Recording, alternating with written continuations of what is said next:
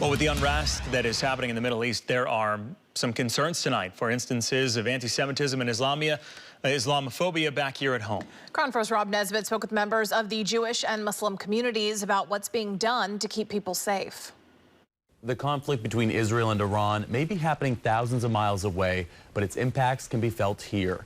Leaders in the Jewish and Muslim communities are hoping that hatred and violence of any kind will be avoided. As the war between Israel and Iran carries on, faith leaders in the U.S. are trying to keep the peace.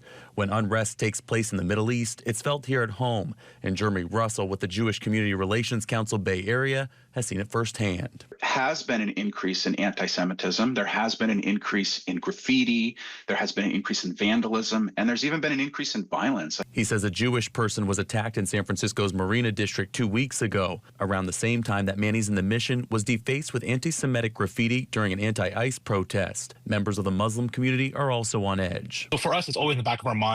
We've invested in security cameras. Zuhab Sadiq with the Islamic Center of San Francisco says Islamophobia became extremely difficult after the attacks of 9/11, as well as after Hamas attacked Israel in 2023.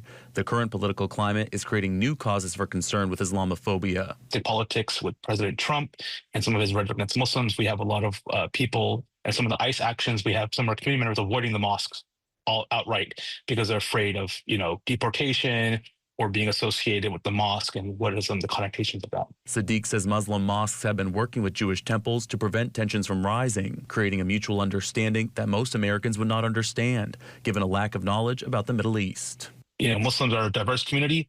We all have different thoughts and different politics. And, just because one country is doing one thing doesn't mean the Muslim community at large doesn't entirely align with that. The FBI and Department of Homeland Security issued warnings earlier this month about the risks of anti-Semitism.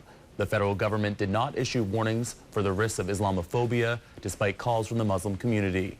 Reporting in the newsroom, I'm Rob Nesbitt, Crown 4 News.